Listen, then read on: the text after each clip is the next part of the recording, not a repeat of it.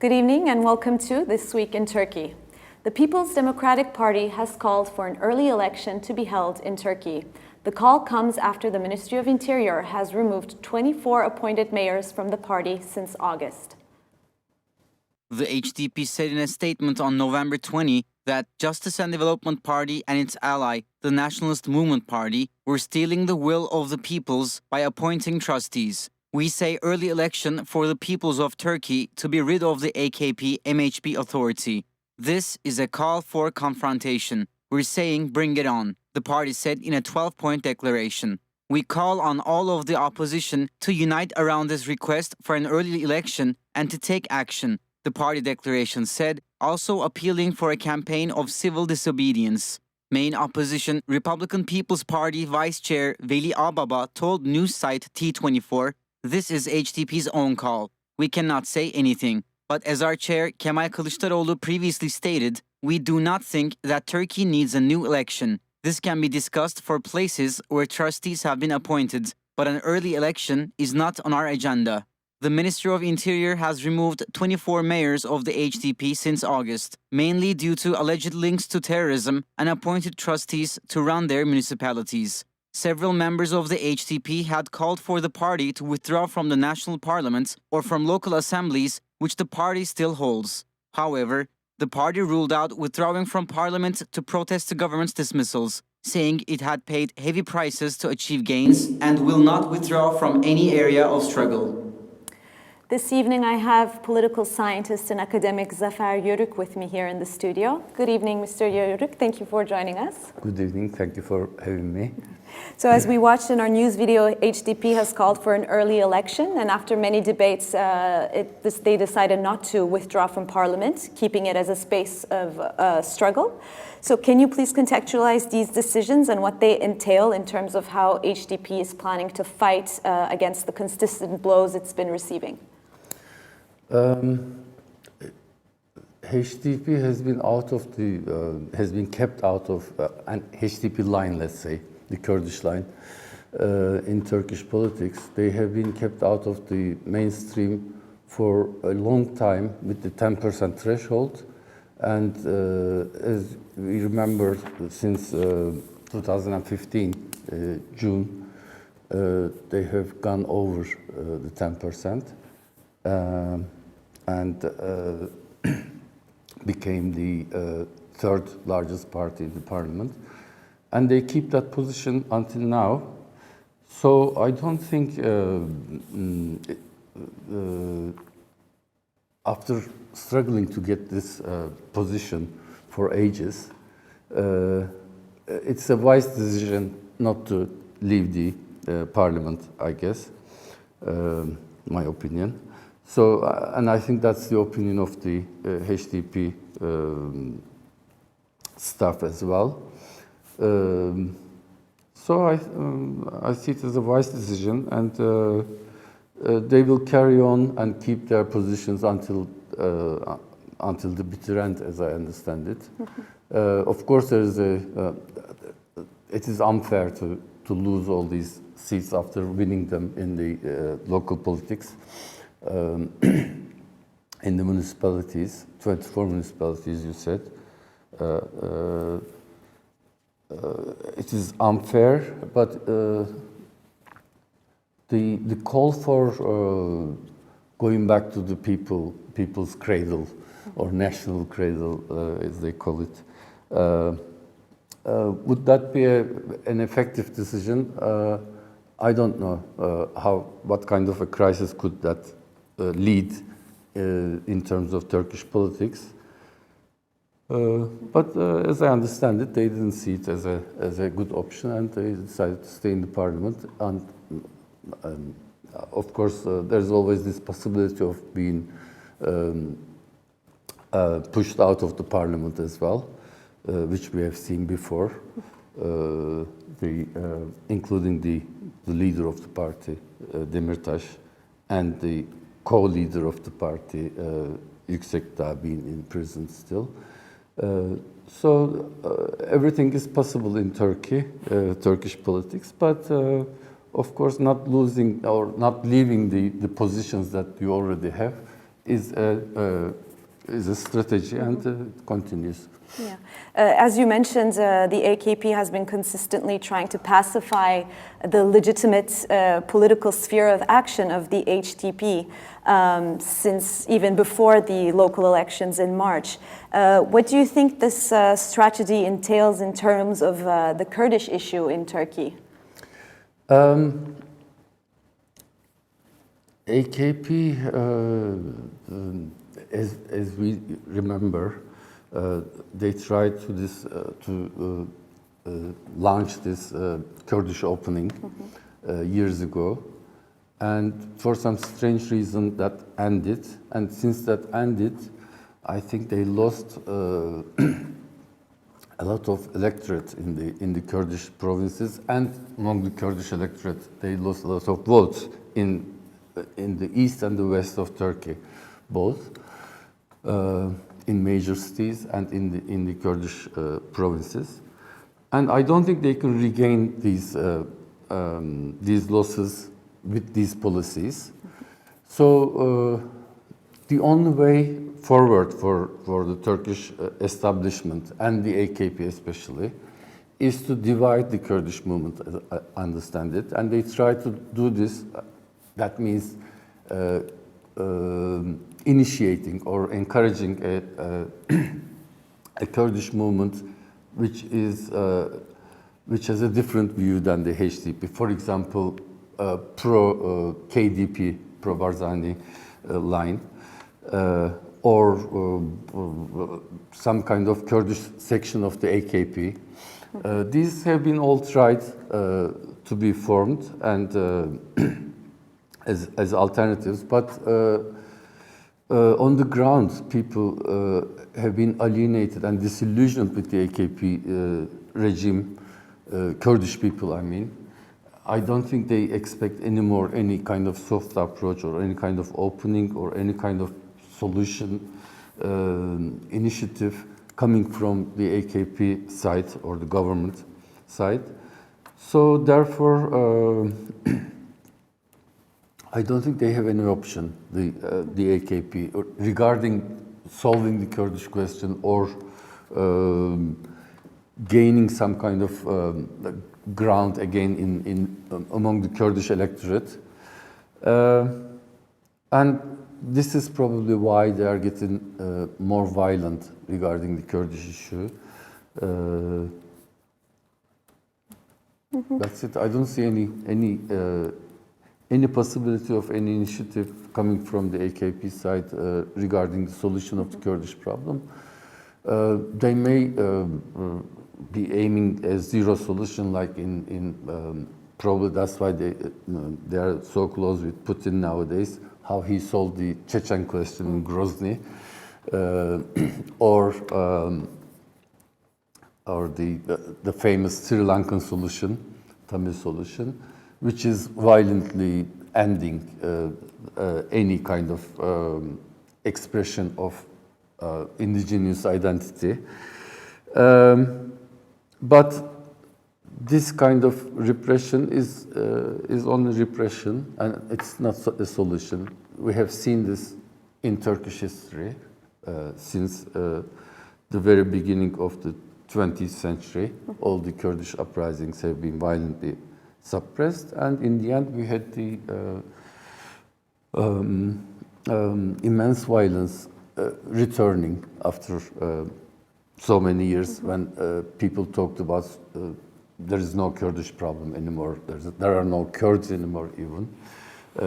We have seen the problem returned, and if you think that you solve a problem through violent means, you can only repress it, you can solve it. And this repressed will be returned eventually. But what about the opposition? I mean, the March elections showed us that with an alliance that they could achieve success. But why wasn't this alliance, the solidarity the HDP showed towards the CHP, has not been continued, especially considering how successful it was? It's a political and ideological problem, as we all know this. Politically, they don't want to okay, AKP wants to isolate HDP and push it out of the margins and boundaries of legitimate politics. Any party in the alliance with the CHP, they don't want to be pushed out with the HDP by taking their side. That's a fear that they suffer from, but they have the majority of the votes now in Turkey. I mean, the opposition bloc, obviously, they have the majority against the government bloc. So whatever they do would be the will of the people. They cannot think about this because they are, and this is the ideological part comes into effect here. They haven't got the ideological flexibility to move with the Kurdish movement in Turkey, or move with any kind of libertarian movement in Turkey, along with them in Turkey, because of these ideological boundaries that they have, which is the kind of Turkish establishment and Turkish state structure and ideological structure of Turkish identity, let's say. And lastly, Mr. Yörük, what about what about the voters, the HDP voters? Do you think they're losing their beliefs in the polls? Do you think it will affect the voter turnout? No. Of course, people are disillusioned with the situation. They don't trust the Turkish electoral system, but they never trusted the Turkish electoral. Nobody trusted the Turkish electoral system. We have also seen good examples as well, like in the Istanbul elections, Istanbul local elections. If you do your work properly, then you can win the electorate, party politics and the elections, and you can win in the ballot box as well. I mean, by keeping the ballot box safe and by standing with the ballot box when the votes are counted and so on and so forth. So therefore, as I said, it is from the HDP electorate's point of view, it is political struggle, and elections are one of the means of this political struggle, and you have to do your best wherever you do your work. You have to work with your best intentions and best abilities and best energy, etc. So.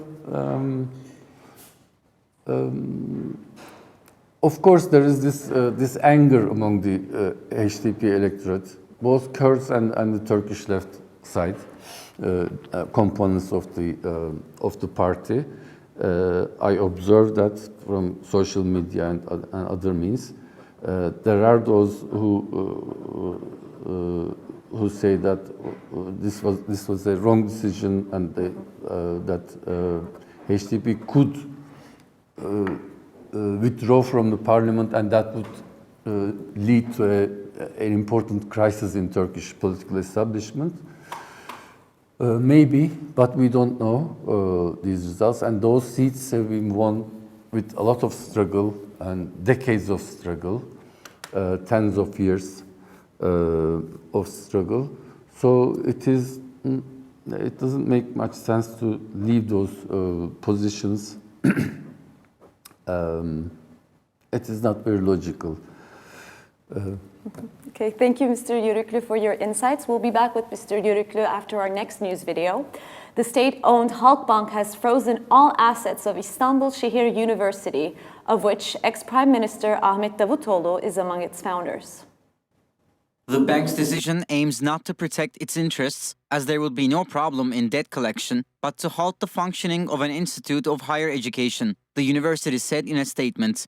Halkbank's reasoning in its freeze of all bank accounts belonging to Şehir University is based on a years-long court battle over valuable land the university owns. An administrative decision had granted the land to Şehir. However, a lower administrative court in March issued a stay of execution on the donation of one of the university's 7 lots of property, claiming that there was a risk Şehir would not pay the credits amid a potential loss of assets. Halkbank immediately froze the university's account within the bank itself. Today, while the university has millions in income, it cannot pay the salaries of its professors nor make the financial transactions necessary for the scholarships it provides for thousands of students. I suspect that there is a political impact here. The procedures here aren't normal, said Ömer Dinçer, the chairman of Istanbul Şehir University's board. It isn't a coincidence that we started to have problems with Halkbank earlier this year as Davutoğlu embarked on a new political journey against Erdoğan, an official affiliated with Şehir University said.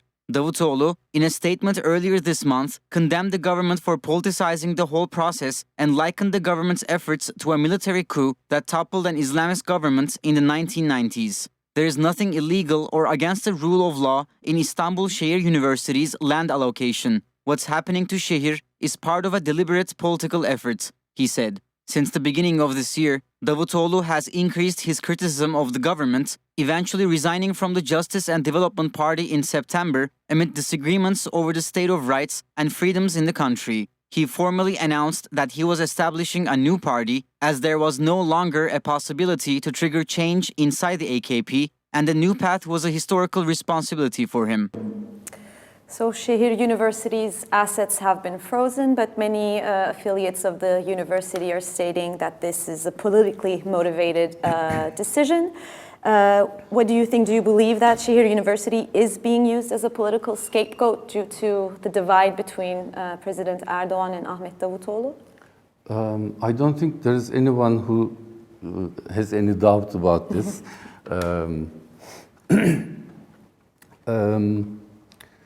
It looks like an affair which has at least 2 dimensions. One is about business security in Turkey, which is a very dangerous move in terms of that, because Turkey has been suffering from the lack of business security since especially the Gülen movement's liquidation. That's why we are having a covert crisis at the moment. In terms of finances and economy, because foreign investment do not operate in this kind of insecurity. That's one dimension, and in terms of this business insecurity, it has other dimensions as well. Like it shows the intervention of political authority into market structures and business affairs. This is a major problem. And secondly, how a financial institution, which is supposed to be independent, like Halkbank, it can be used as a tool of political power or power circles in Turkey at the moment. This is the other dimension regarding, again, business and finance security. We also should remember that Halkbank is in the middle of a controversy between US and Turkey regarding the some money laundering claims about Iranian money. So all this doesn't sound very right for business community, for international foreign investment, international business community. This is one side of the problem. The second side, the second dimension of the problem is about the structure of higher education in Turkey. And the increasing privatization of education in general, but especially higher education. I mean, the private universities in Turkey. Now, if you invest into an educational institution and run this institution with the logic of market and as a normal company in the market, then you have to accept the consequences. However, are the companies, firms are treated in Turkish market, you will be treated like that. When you are facing this kind of treatment, then you retreat to the roots and say, oh, but we are a university, we have students, we have so and so.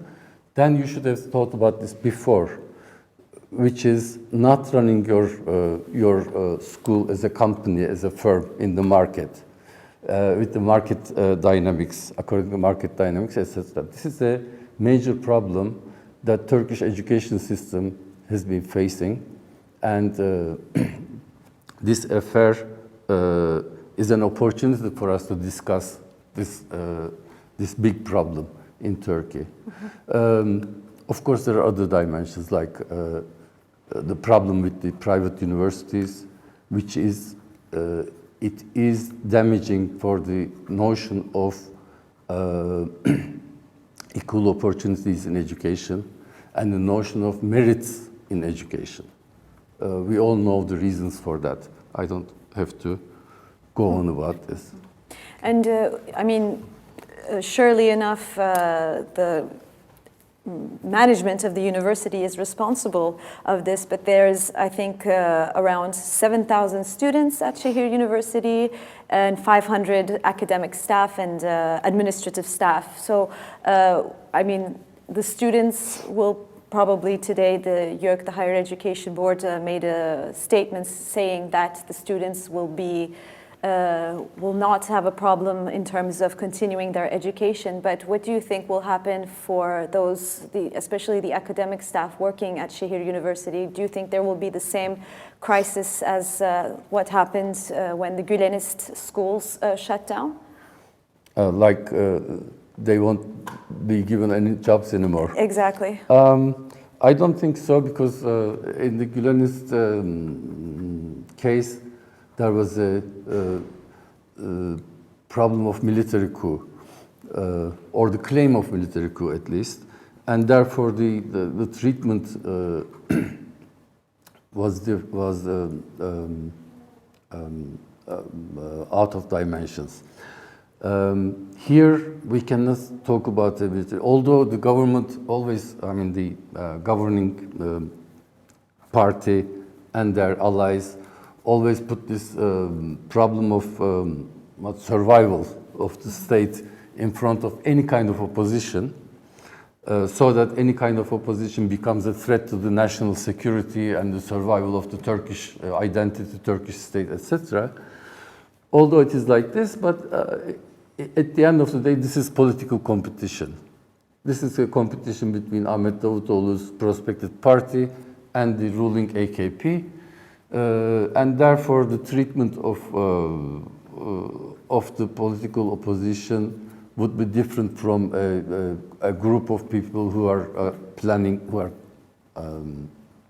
alleged to be planning a military coup or coup d'etat in Turkey. So I don't think the staff at the university or the students of the university will have a similar treatment to what happened to the Gülenist universities in Turkey. But at the end of the day, we know that the shut down universities have been refunded, and they started again their education under new management. And this could happen to the same place as well. And you mentioned that it was, I mean, as a matter of fact, that Ahmet Davutoğlu resigned from the AKP and is planning on establishing his own party. The same, Ali Babacan also has stated the same thing, and it was supposed to happen at the end of 2019. Now, in 10 days, we are in December. Do you expect these parties to be established in the upcoming month, or has there been some sort of delay for whatever reason? They both waited for the results of the local elections at first, and those results have been delayed because of Istanbul controversy. And immediately after the local elections, this time the Syrian operation came. Now, I think they waited to see the kind of reception by Turkish public of these operations, or the impact, the political impact of this operation on Turkish public opinion. And my observation is that Erdogan and AKP could not get the political result in terms of public opinion from this operation. So I think there is nothing more to wait for at the moment for these two parties, and I expect them to be declared very soon.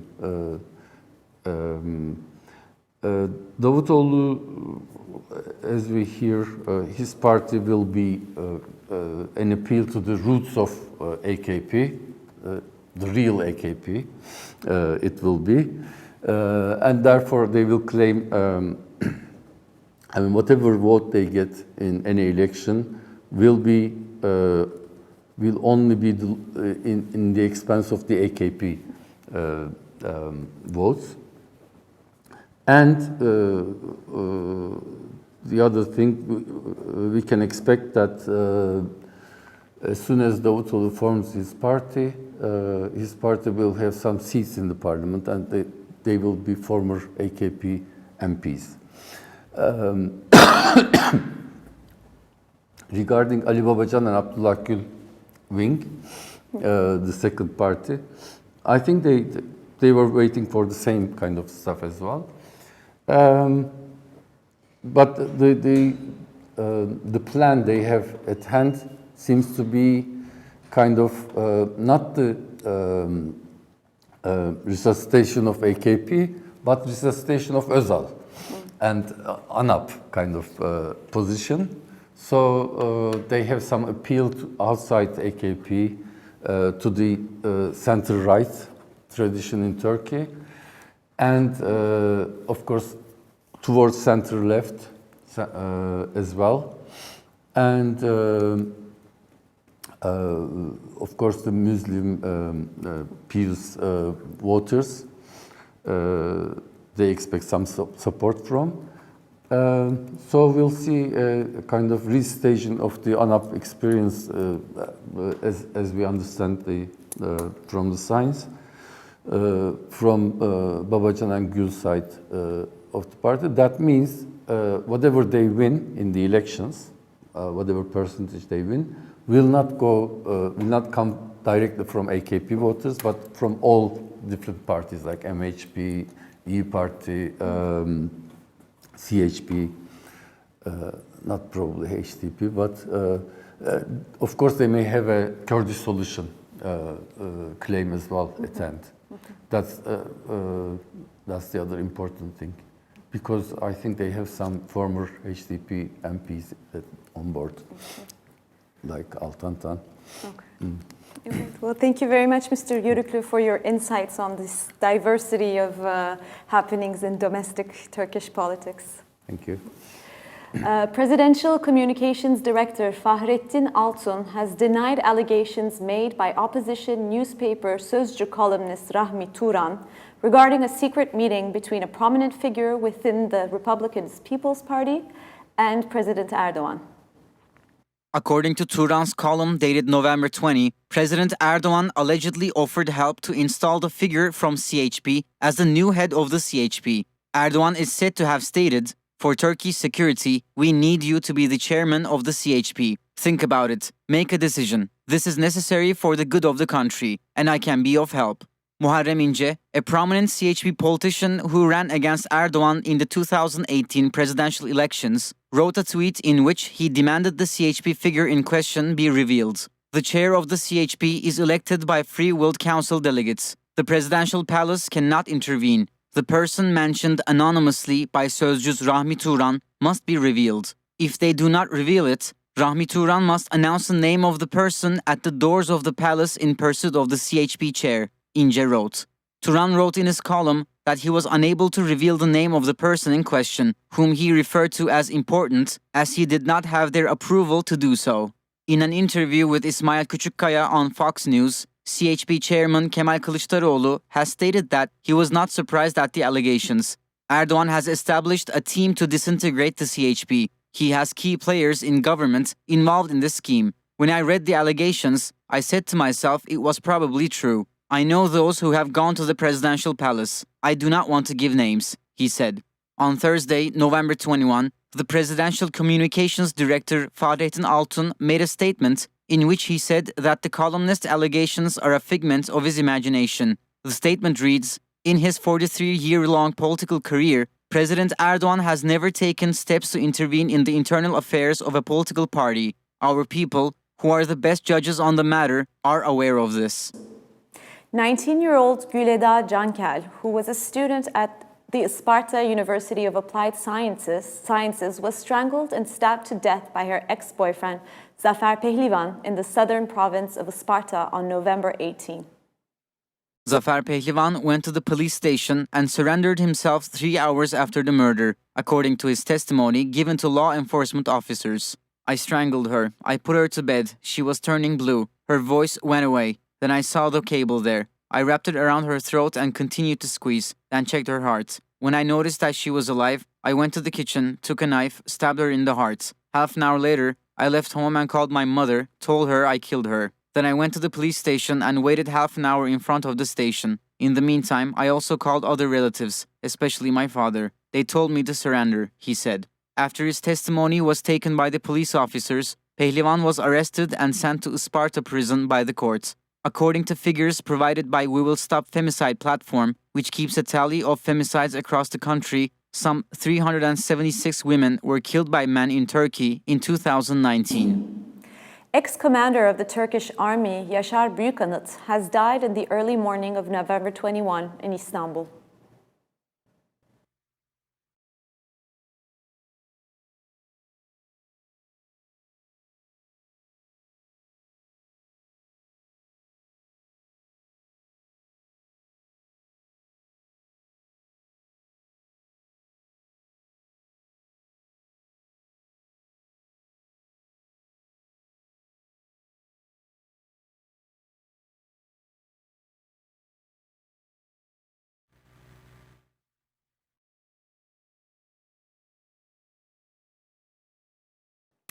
Yıldız Kenter, a veteran actress of Turkish cinema and theater, passed away in Istanbul on November 17. She was 91 years old. Kenter had been undergoing intensive care at Istanbul's American Hospital for lung disease. The actress and lecturer, whose father was Turkish and mother was British, was chosen to be one of UNESCO's Goodwill Ambassadors in November 2007. Kenter's filmography spans 6 decades, where she took stage for over 100 plays and over 30 productions, including TV series and documentaries. The 62nd Grammy Awards, one of the most prestigious awards in the music world, announced its nominees for 2020. Turkish band Altın Gün's album Gece is nominated in the category of Best World Music Album. Altın Gün, which was established in Holland, is a Turkish psychedelic folk band who take classical Turkish folk music tunes and adapt them to Anatolian folk music. Their style has been described as psychedelic, with a dirty blend of funk rhythms, wah-wah guitars, and analog organs. Gece is their second album. The other 4 nominees in the same category included Bocante and Metropole Orkest, conducted by Jules Buckley's album What Heat, Burna Boy with African Giant, Natalie Joachim with Spectral Quartet with the album Femme Daiti, and Angelique Kidjo with the album Celia. The award ceremony will take place on January 26, 2020 in Los Angeles. That's all from This Week in Turkey. See you next Friday at 9 p.m. Good night.